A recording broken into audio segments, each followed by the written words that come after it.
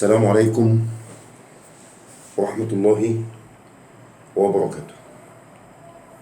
بداية نبدأ بالصلاة على الحبيب. اللهم صل على سيدنا محمد وعلى آل سيدنا محمد كما صليت على سيدنا إبراهيم وعلى آل سيدنا إبراهيم، وبارك على سيدنا محمد وعلى آل سيدنا محمد كما باركت على سيدنا إبراهيم وعلى آل سيدنا إبراهيم في العالمين إنك حميد مجيد. بص حبيبي، بداية أنا آسف ثواني بس.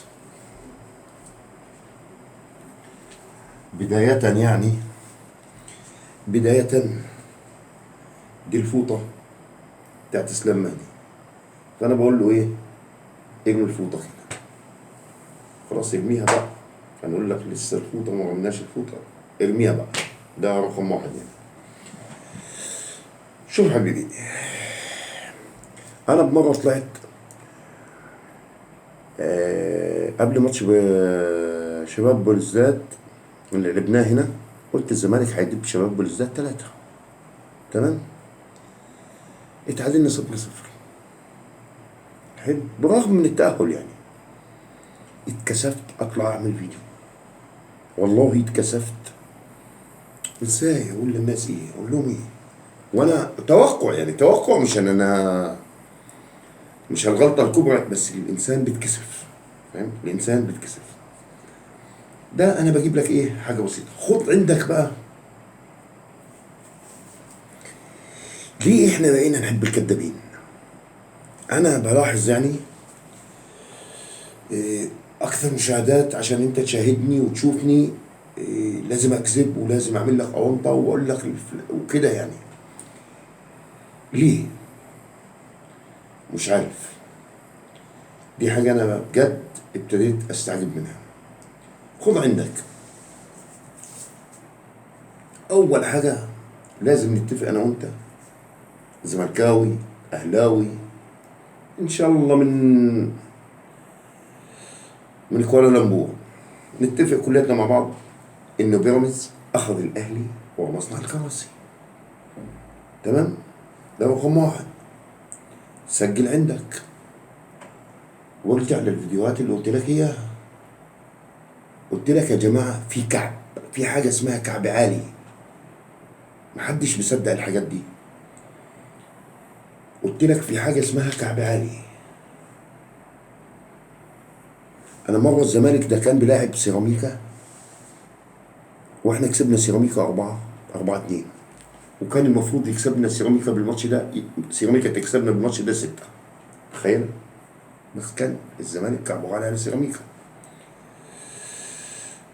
انبي ده افكرك بحاجه اللي دلوقتي بقى شحن وكده.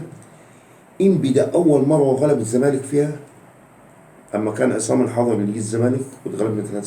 اول مره كان انبي يغلب الزمالك. كان الزمالك يجوز له 10 مرات قبل كده، وابتدى من ساعتها ايه؟ يناكف معنا. طيب حبايبي، عشان نكون متفقين، انبي هيلاعب بيراميدز الماتش اللي جاي. هل جماعه الاهلي هيعملوا نفس التحفيز للاعيبه انبي والدفع وكده والوعود؟ هل هيعملوها لعيبه انبي ولا ايه؟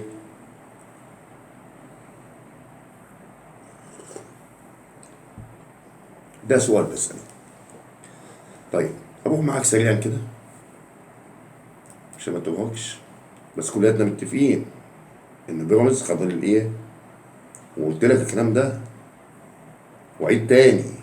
والزمالك 1، بيراميدز 2، الاهلي 3 لو ما حصلش بالظروف وجت سيراميكا 3 عشان نسجل الكلام ده عليه. ممكن سيراميكا يفنش تالت، كله هيطمع دلوقتي. قلت لك فريق الاهلي فريق اعلانات، ما حدش صدقني. يا جدعان على وشك يبان يا للدغ اللي بان. قال له كنت فين يا ابو وردان؟ قال له كنت بوادي اللبن. قال له كان بان على منقارك. من زمان وانا بحكي الكلام ده، من بدايه الموسم، بس خلاص. قلت لك الاهلي الحاجه الوحيده اللي نجح فيها انه وجه، شوف سبحان الله، وجه الاداره، وجه الاعلام كله ناحيه التحكيم. انه الاهلي اتظلم تحكيميا واتظلم يشيء ربك السميع العليم ان ربك لبالمرصاد، يجيب الحكم الاجنبي يتدب 3 هنا عشان ربنا سبحانه وتعالى يكملها عليك. هتقول ايه بقى للناس؟ تقول لهم حكم ايه؟ ده انت امبارح لو حكم مصري، كان ما حسبش ضربة زيزو دي، ضربة جزاء هيخاف يحسبها، ضربة الجزاء اللي على زيزو. فربك الحمد لله رب العالمين. خلينا دلوقتي مش هنتكلم ماتش الاهلي، ماتش الزمالك والاهلي، عفوا ماتش الزمالك والاهلي مش هنتكلم فيه دلوقتي عشان الفيديو ما يطولش على الناس. نيجي لسيف زاهر. هو انت استاذ سيف ما جبتش الكابتن ممدوح عيد رئيس نادي بيراميدز ليه؟ عشان تحتفل معاه وكده يعني. انت كل شويه تجيب لنا قبل ماتش الزمالك تجيب لنا ايمن الشريعي وتجيب لنا بصريه. ما جبتش. انا اوريك لقم خبز اعلامي ما جبتوش ليه؟ انتوا بتستحوش من الكذب.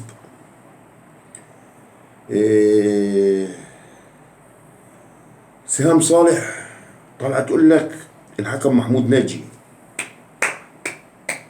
كل التحيه، حكم ادار المباراه على اكمل وجه. عيبنا ان ما بنحبش نشوف حاجه حلوه. يعني الحكم ادار المباراه على اكمل وجه محمود ناجي، ما حدش قال له شابوه، اما لو غلط غلطه كان فضح الدنيا. سهام صالح سايبه الخيبه اللي هي فيها، يعني خيبه النادي بتاعها اللي واكل 3، وطلعت تقول لك هو محمود ناجي ما اداش بزيرو الكارت ليه؟ هو بزيرو عامل لكم هيسس. انتوا كنتوا حاطين تعتمدوا ان مثلا بزيرو يطرد ياخذ الايقاف الكارت الثالث عشان ما يلعبش ماتش الاهلي. سبتوا كل ده ومركزه مع بزيرو يا سام صالح. بعدين انا بعتب على الناس اللي بتيجي معاكي، يعني بجد الرجاله ايه دي اللي بتقعد معاكي وانت واقفه لهم كده وعماله ايه يا عم؟ احنا عندنا مثل بالبلدي كده اما تيجي تكلم واحد وهو واقف تقول له ايه يا عم انت مسلفنا ولا مضايقنا؟ ما تقعد يا عم. مش احنا بنقول كده؟ زي الرجاله قاعدين كده وهي واقفه تستفز بده ما علينا. حاجات شخصيه. ابو المعاطي زكي، بص انا برصهم لك اهو. ابو المعاطي زكي كبيرهم الذي علمهم الكذب، الراجل ده كان على كل المواد، بيطبل لاي حد مش عارف. تمام. احنا رمينا الفوطه لمين؟ لاسلام مهدي. حبيبي هستيري يا هستيري، انا بحبك، بلاش توقعاتك بالله عليك، اقسم بالله انا بحبك، بلاش تتوقع لنا تاني لاي ماتش، سيبك من التوقعات، زي ما تخليك زي ما انت بس من غير توقعات. قلت ايه؟ قلت الزمالك هيدب بين ب3 كويس، اتعادلنا. قبل كده قلت ايه؟ هنغلب شباب بلوزداد 3. انت معلق على 3 ليه؟ مش عارف. قلت الزمالك لو حصل معاه اي نتيجه مع انبي تعادل او اتغلب الاهلي هيدب بيراميدز 3. ربنا سمع منك ولا بالايه. فحبيبي يا هستيري بلاش توقعاتك بالله عليك. واحنا رمينا الفوطه لمين؟ لاسلام مهدي. جاي له بس احفل عليه اسلام مهدي مش دلوقتي.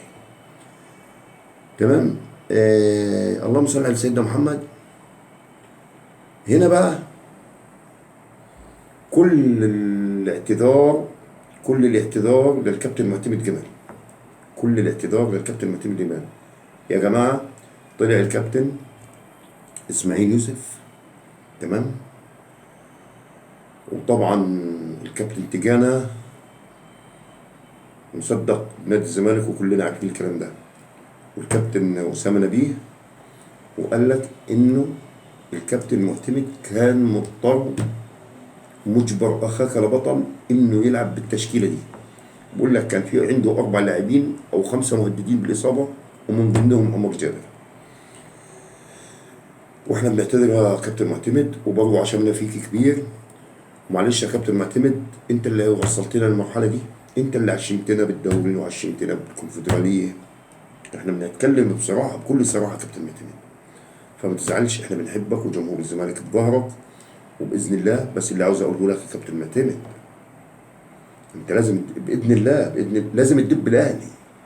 لو ما دبتش الاهلي دلوقتي هتدبه امتى؟ انا بحكي لك بكل صراحه، لو ما دبتوش الاهلي دلوقتي هتدبوه امتى؟ الترجي دبوه، بيراميدز دبوه، طشوا اديله. وحكام اجانب، هو جايب حكام اجانب مثلا، العب عليه لعبك، العب لعبك، ما تفكرش فيه، العب لعبك، الزمالك يلعب لعبك معاه. مش وقت الكلام ده نتكلم فيه. تمام. واحنا قدمنا التحيه للكابتن ايه؟ محمود ناجي. وبقول برضه على قصه بزيره دي، اوريك بس الكلام لسام صالح. امال شيكو بنزا لما خد الكوره وراح الواد خدها بايده كده بتاع انبي من ناحيه 18، محمود ناجي ما ادالوش انذار ليه؟ ولا دي ما شفتهاش؟ شفت تبعت بزيرو، عشان بزيرو جايب هس. يا اولاد الذين امنوا، يا اولاد الذين امنوا، ده انتوا فجار يا جدعان، اقسم بالله فجار يا جدعان. انتوا عاوزين ايه من نادي الزمالك؟ ده احنا لما نكون سيئين بنقول سيئين. انا احترام الانسان يحترم نفسه. والله والله والله اني اما الكابتن شو اسمه المستشار مرتضى منصور كان رئيس النادي وابتدى يلبخ بده ويشتم بده بالفضائيات، اني ابتديت ابعد عن، مش اني مشجعش الزمالك بس صابتني مش ما ينفعش يا جدعان اللي ده لا، ما يليقش بنادي الزمالك. كنت اقول للناس كده ما يليقش بنادي الزمالك ولا باسم نادي الزمالك. يا جدعان اتكسفوا، انا اخطات توقع، اتكسفت اطلع للناس. يا جدعان انتوا بتكذبوا الكذبه من هنا بتطلع من هنا. ايه يا جدع ما تستحيش انت؟ ما تكسبش انت وياه؟ فعلا ان لم تستحي اصنع ما شئت، مقوله حقيقيه. انا يا جدعان ان شاء الله، ان شاء الله، فانا بس عشان ما اطولش بالفيديو هفصفص لك كل دول، كل واحد هعمل له ايه فيديو. انا متخصص حصير متخصص للناس دي. وكل التحيه لنادي الزمالك ان شاء الله، وبالتوفيق ان شاء الله. وباذن الله هنروح واحنا بنلعب اتحاد العاصمه هنكون مرتاحين باذن الله على الدوري، ونطلع لاتحاد العاصمه باذن الله ونقدم ماتش حلو باذن الله، ونحتفل بالكونفدراليه وبعد كده ان شاء الله نحتفل بالدوري باذن الله. وحبيبي لو عجبك الفيديو يا ريت ما تبخلش علينا بالمشاركه بالقناه، لان لسه اخوك على الله حكايته، واللايك الجميل. مش على الله حكايته للتربح، لا الحمد لله رب العالمين، انا مش عامل قناه للتربح. ونهايه حبيبي مش عاوزك اي كلام، لازم تكون موثوق فيه وتعرف مين تاخد الكلام، تمام، والمصدر يكون موثوق. حبيبي يا نجم، السلام عليكم.